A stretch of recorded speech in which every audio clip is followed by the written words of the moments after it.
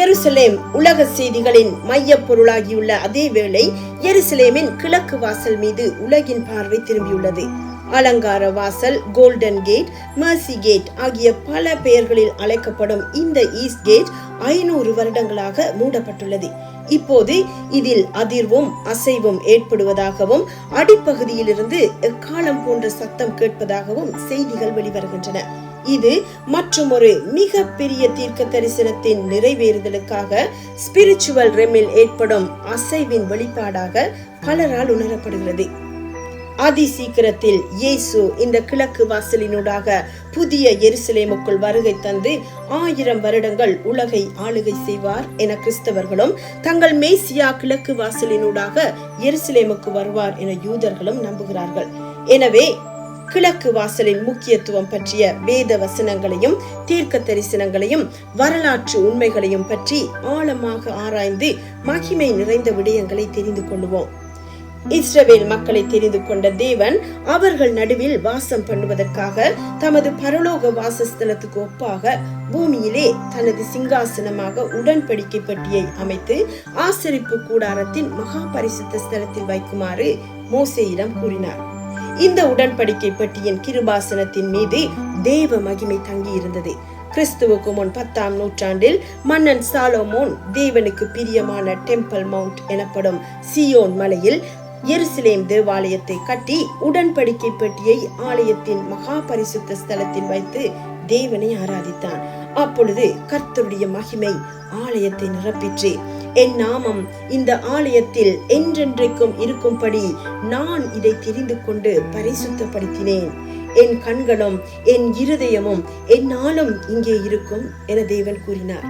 ஆனால் சில காலங்களின் பின் இஸ்ரவேலர் தேவனை மறந்து அந்நிய தெய்வங்களையும் வான சேனைகளையும் பின்பற்றி அவற்றின் விக்கிரகங்களை அவருடைய பரிசுத்த தேவாலயத்தின் சீக்ரெட் சேம்பர்ஸ் எனப்படும் ரகசிய அறைகளில் வைத்து வணங்கினார்கள்.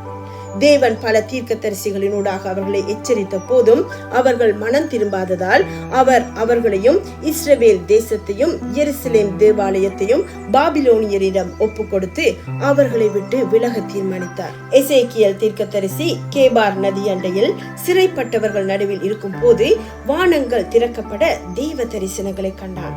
கர்த்தருடைய மகிமை ஆலயத்தின் வாசற்படியை விட்டு புறப்பட்டு கேருபீன்களின் மேல் நின்றது. கேருபீன்கள் தங்கள் செட்டைகளை விரித்து பூமியை விட்டு எழும்பி ஆலயத்தின் கிழக்கு வாசலிலே போய் நிற்க இஸ்ரவேலின் தேவனுடைய மகிமை அவைகளின் மேல் உயர இருந்தது. கர்த்தருடைய மகிமை நகரத்தின் நடுவில் இருந்து எழும்பி நகரத்துக்கு கிழக்கே இருக்கிற ஒலிவ மலையின் மேல் போய் நின்றது என எசேக்கியேல் 10-11 ஆகிய அதிகாரங்கள் கூறுகின்றன. மனிதர்களுடன் வாசம் பண்ண விரும்பிய மகிமையுள்ள பரிசுத்த தேவன் பாவத்தை சகிக்க முடியாமல் தமக்கு பிரியமான சியோனை விட்டு கிழக்கு வாசலினூடாக அகன்று போனார். எத்தனை துயரமான விடயம்! இதன் பின்னர் கிறிஸ்துவுக்கு முன் 586 பாபிலோனியர் எருசலேமை கைப்பற்றி அதன் மதில்களை இடித்து சுட்டெரித்து தேவாலயத்தையும் தீக்கொளுத்தினார்கள். ஆனால் தேவன் அவர்களுடைய சிறையிருப்பை திருப்பி மீண்டும் அவர்களை இஸ்ரவேல் தேசத்துக்கு திரும்பி வர பண்ணி அவர்கள் நடுவில் வாசம் பண்ணுவதாக வாக்களித்திருந்தார். எசேக்கியேல் 43ஆம் அதிகாரத்தில் தேவன் எசேக்கியேல் தீர்க்கதரிசியை எருசலேமின் கிழக்கு வாசலுக்கு அழைத்துக் கொண்டு போனார். அப்பொழுது இஸ்ரவேலின் தேவனுடைய மகிமை கீழ் திசையில் இருந்து வந்து கிழக்கு வாசல் வழியாய் ஆலயத்துக்குள் பிரவேசித்தது. கர்த்தருடைய மகிமை ஆலயத்தை நிரப்பிற்று. இந்த தீர்க்க தரிசனம் எப்படி நிறைவேறியது என்பதை கவனிப்போம். தீர்க்க தரிசனங்களால் முன்னுரைக்கப்பட்டபடியே மேசியாவான இயேசு கிறிஸ்து பிதாவின் ஒரே பேரானவருடைய மகிமை உடையவராக உலகில் பிறந்து எசேக்கியேலில் கூறப்பட்ட தேவ மகிமை ஆலயத்தை விட்டு போய் நின்ற அதே ஒலிவ மலையில் ஏறி பல போதனைகள் செய்து ஜெபம் பண்ணினார். தனது ஊழியத்தின் இறுதி பகுதியில் ஒலிவ மலைக்கு சென்று உலகின் கடைசி நாட்களில் நடைபெற போகும் சம்பவங்களை பற்றி தீர்க்க தரிசனம் உரைத்தார். பின்னர் கழுதையின் மேல் ஏறி பெரும் திரளான மக்கள் கர்த்தருடைய நாமத்தினாலே வருகிற ராஜா ஸ்தோத்தரிக்கப்பட்டவர் என்ற வெற்றி ஆரவாரத்துடன் வரவேற்க ஒலிவ மலையின் எதிரேயுள்ள கிழக்கு வாசலினூடாக எருசலேம் தேவாலயத்துக்குள் பிரவேசித்தார்.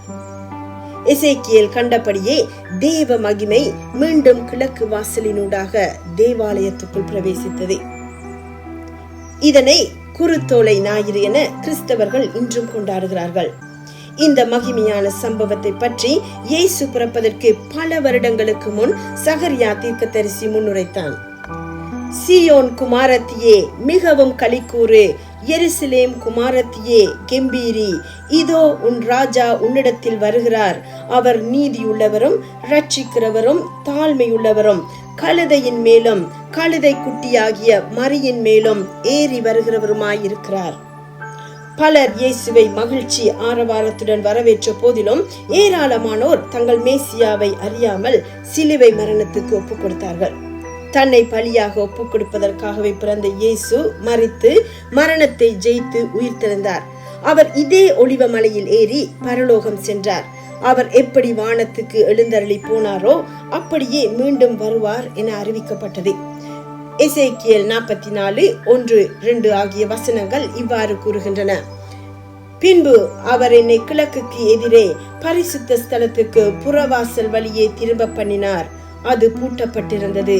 அப்பொழுது கர்த்தர் என்னை நோக்கி, இந்த வாசல் திறக்கப்படாமல் பூட்டப்பட்டிருக்கும், ஒருவரும் இதற்குள் பிரவேசிப்பதில்லை. இஸ்ரவேலின் தேவனாகிய கர்த்தர் இதற்குள் பிரவேசித்தார். ஆகையால் இது பூட்டப்பட்டிருக்க வேண்டும். இது அதிபதிக்கே உரியது. ஆம், கர்த்தர் இயேசு கிழக்கு வாசலினூடாக பிரவேசித்ததால் ஒருவரும் பிரவேசிக்க கூடாதபடி அது பூட்டப்பட்டிருக்க வேண்டும் என்ற தேவ கட்டளை தீர்க்க தரிசனமாக உரைக்கப்பட்டது.